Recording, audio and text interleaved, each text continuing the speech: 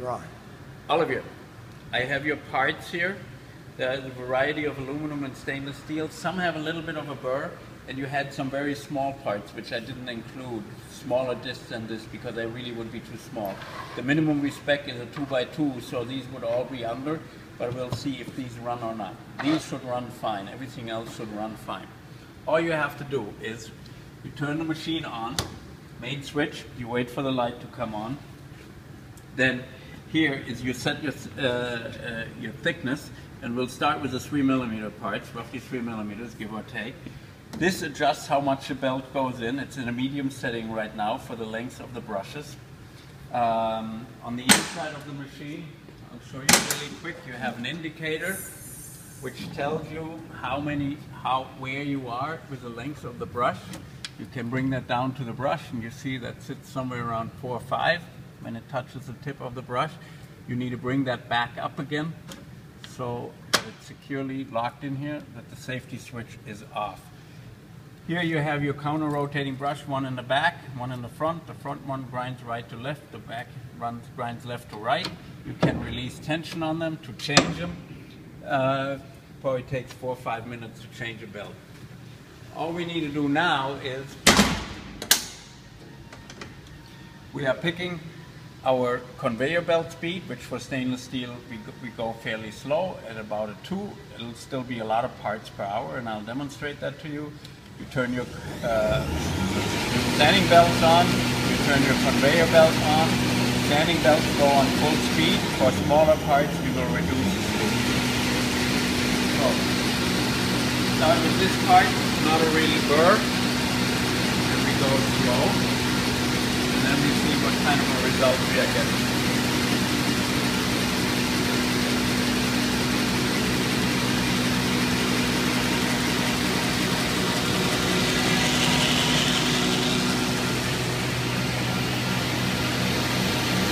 And if you run just one part, of course it's always waiting for it to come out, which will not be an issue when you run multiple parts.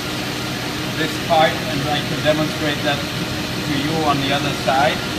So see, this edge is pretty good. You have where your start point is, you have a little bit something, but other than that, you have a real nice radius on that edge.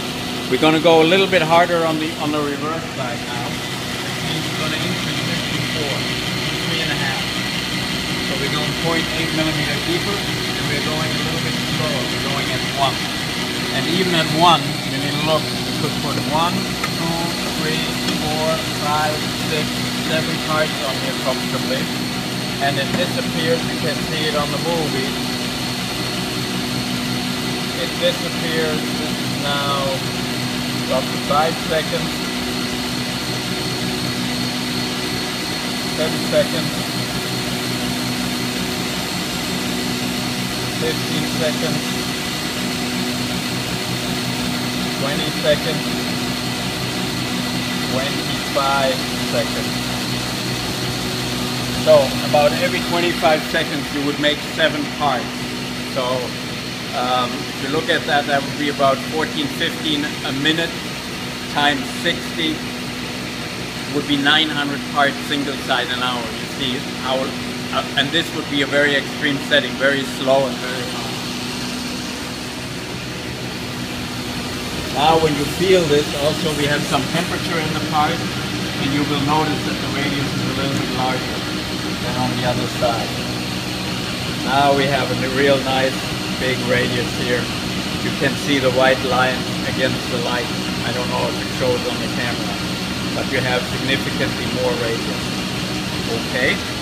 Now for the so these are the extremes, a little bit lighter and faster. So for this part here, we're going to go to a medium setting, especially for this. So we're going to make it a little bit lighter again. We're going to go back to 3, and we're going to go back a tad more in the speed. So again, how many parts do we have here? There we go. 1, 2, 3 parts side by side, and seconds, 8 seconds, 10 13 seconds.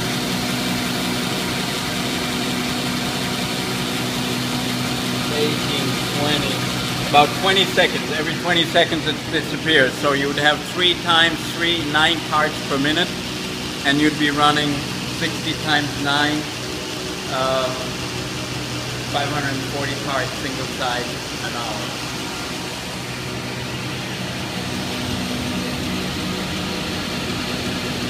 Good results. Temperature in the part. I think this is what you are looking for your edges. Some of the holes have a little bit of a nippy burr and they are small, so you won't get as much results here. Now we're going to run the other side. The trick with the other side is that it's not really the burr side and it has a cover. So we're going to keep the pressure the same. We're going to up to speed 3 so that we remove less of the vinyl.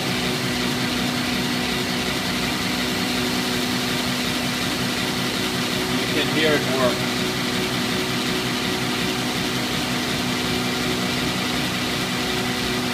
So now we are at a setting of approximately 4 feet a minute. So look at the time again. 5 seconds, 10 seconds, and 15 seconds. So that would be approximately 4 parts. 3 wide would be 12 parts a minute, would be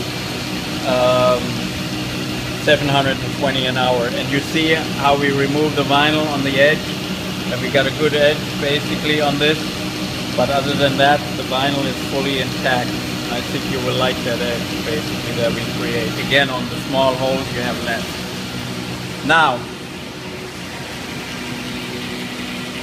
when we switch to aluminum, of course we want to go quite a bit faster because the aluminum shear doesn't have much. So we want to go to a speed of 6.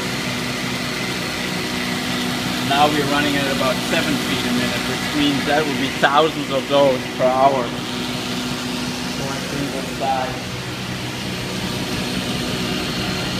You see aluminum that is very soft, you immediately get a good result. The shear burr is completely gone and we're going to run the other side in order to catch the shear burr on this side.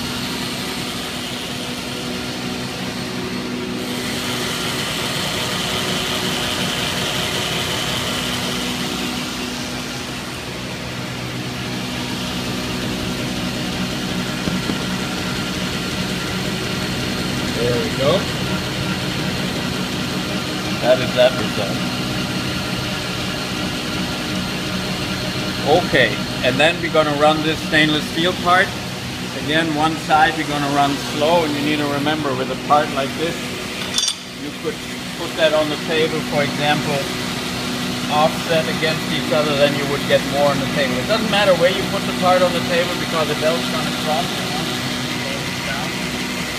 Again for that side, for the burr side, a little bit slower. And then the vinyl we're going to be running at about 4 feet a minute. And right now this runs at about 2.5 to 3 feet. Because you can place so many of these on the belt side by side, again the volume per hour would clearly go up, so you can afford to go slow, which gives you more radius. And also gets rid of more of the little pieces of dross that you have at your start point and so forth.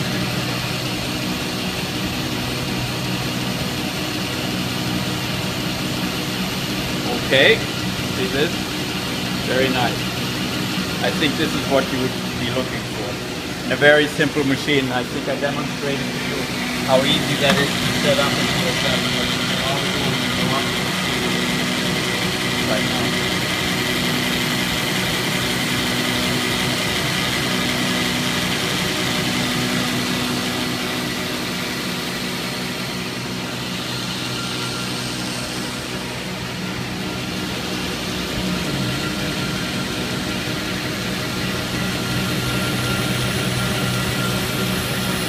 So you can see basically where we've been working on the edge. We've been removing some of the vinyl, but on the entire surface, the vinyl is complete. Nice handle. I think that'll feel good for the final customer. Now, moving on. Now we're moving to the, oh, hang on. We have some stainless steel here, which is 2 millimeters. So all we are going to do there is we are going to adjust the thickness down to 2. Okay? Go a little bit lighter. And then I'm running that at 3. See how that comes out. Now on a larger part like this, you can hear the machine, the brush is actually working a lot more than what we had before.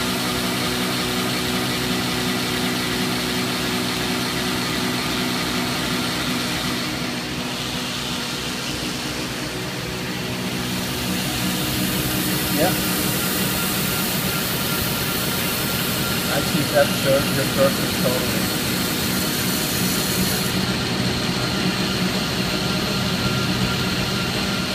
And then we're going to do the reverse with the vinyl.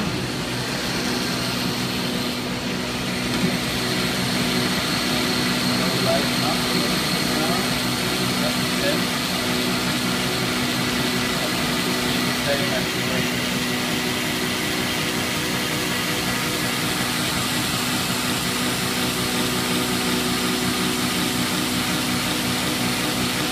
You can see in the video it's basically all one piece, so there's no cuts or anything like this.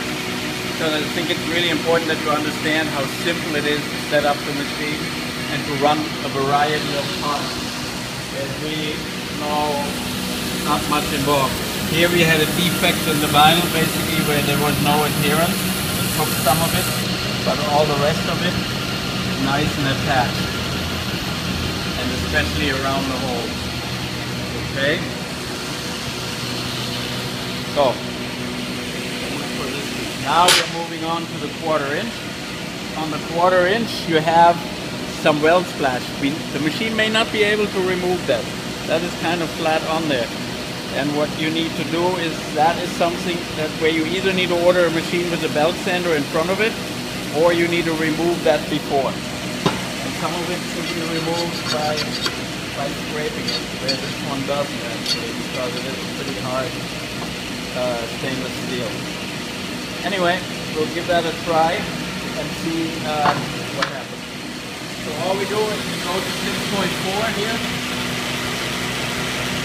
6.4, we can afford to go a little bit harder. We'll do it again. And like I say, we'll bring the way down. Give that the maximum work. If we were to do this with this piece of aluminum in succession, which we could, and we went to go so slow, and I'll do that for you on this side, you will see that we are way overkill. So that may not be the right thing. In aluminum you can actually go too slow and remove too much material. So this will be a demonstration as to what you do not want to do in aluminum.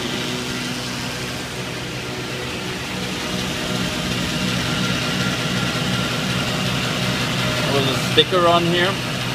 Like I say, it cleaned up pretty much everything other than that one burr here that I talked to you about before. So that was very predictable. But other than that, the edges are all very good. Then you have the aluminum here, and you see we have a lot of radius and a little bit more on the corners, and that may be more than what you want to see. And we'll, in the second pass we'll go slower, but first we run this from the other side. And because you don't have a burr here, you can go back a little bit faster.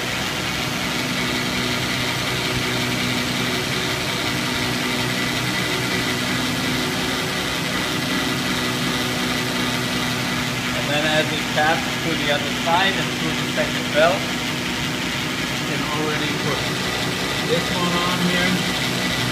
And then now that the other one is passed, it's going to go 6 for the aluminum. By that time this one has passed out on the other side, and you will see it has less radius than on the front because we went faster. And here is the aluminum also with the higher speed, nice edges, not too much taken off, but all the burr from the shearing removed. That would be a good process for aluminum. Speed around 7-8 feet a minute. So now we want to run some smaller parts. The smaller parts, and again, some of these have around the holes, they have some scrapes that we can remove. But what we want to do with this is, A, we want to go a little bit lighter, which means also we should go a little bit slower, but we also want to reduce our belt speed, which means you're not going to get the same result, but then these parts are going to hold really well. And therefore, like I said, you can reduce the speed to get some results.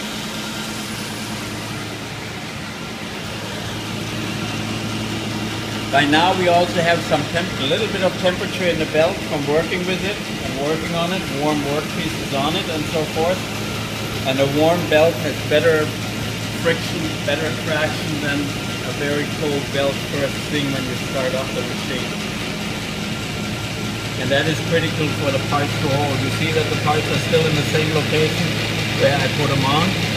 They didn't shift or anything like that. You can see that on the shadow there. And again, good result, good radius, would be satisfactory for what you want to do. We're just going to run the other side, which is the burr side. Okay. All right.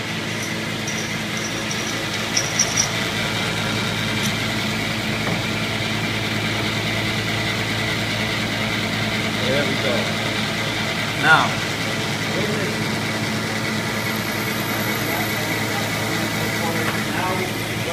after that, we're going to have very small parts, which are really smaller than our specifications over 2x2. And I am not sure how this is going to behave, especially with the vinyl being so crumpled on this side. And they are 4.5 millimeters thick, but with the vinyl crumpled, they are really more like 5, which isn't super critical for the machine, but still. Here we have those parts coming out. Like I said, this is a size that's not a problem because they're about 4 inches long. This one actually shifted. But even as it shifted, it's still in the spot where we put it on. And the only thing that you will see is, like I said, the start point, where the laser starts and finishes. You'll see a little bit of a indentation there. Not everywhere, but on these. So, now, I think that we will be okay with these parts at 4.5. We'll just set it a little bit lighter. 4.5. Go a little bit lighter here. We go a little slower here. Now we have less force. This will be a little bit like watching paint dry. You want to offset these.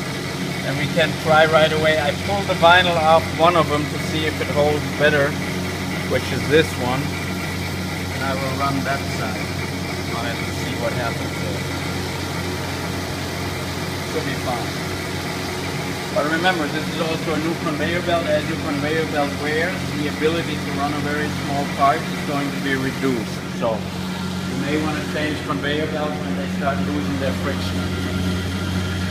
And you may have to run these very small parts twice, because even with that, you may not get enough result, even though that looks excellent at this point. I think you would like that.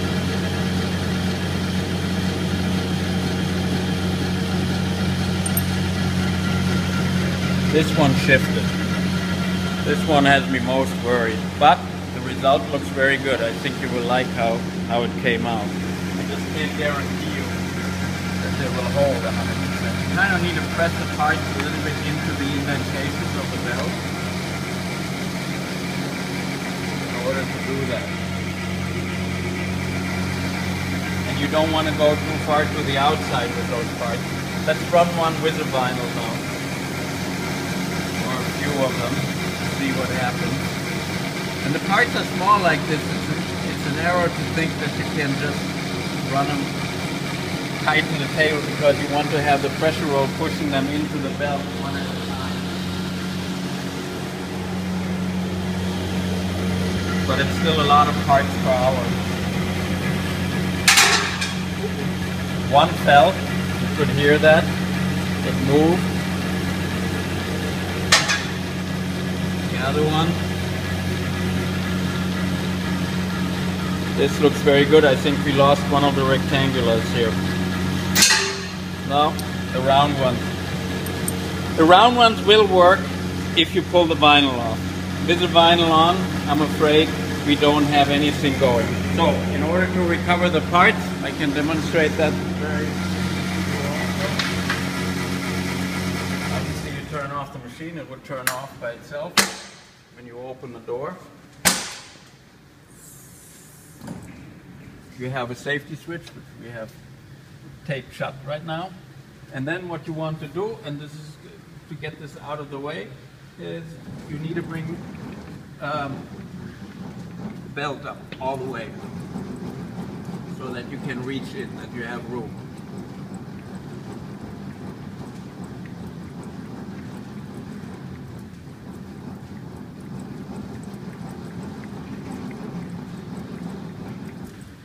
Okay. Now at this point, what we can do, hang on, we can also bring the table down. Just a little bit more room.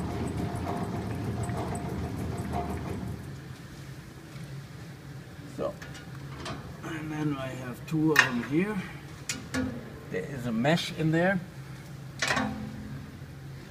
And I have two of them here. Actually, yeah. There they are.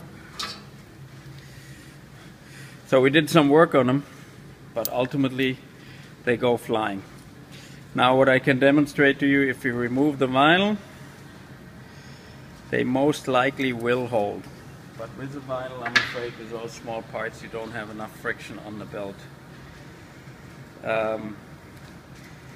What I could do is I could run one of them, this one, with the vinyl up so that you can see what that does. I'm not sure that you're really interested in the grain on those parts because they're kind of hacked anyway. Now we need this back.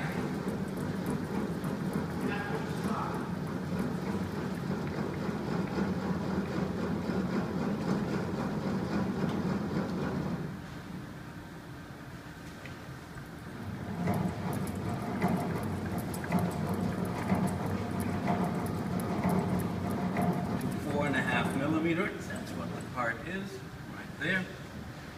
I like the hand cranks because it adjusts really quicker than the motor. If you want to go to a certain value. And all we do is we turn the machine back on, the settings are the same. And try that one more time. This is the vinyl side up.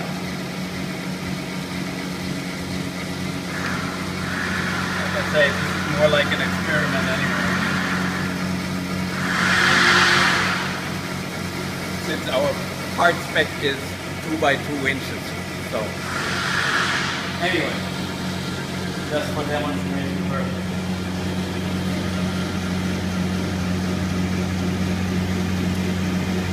A little bit of patience here. Still better than doing it by hand.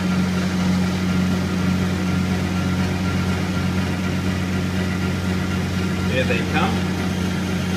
You see if you don't have vinyl on the bottom, so the vinyl is still attached. They have an edge, so that looks actually very good. And we have this one. They shift a little bit, but ultimately they do hold. And that was the end of that demonstration.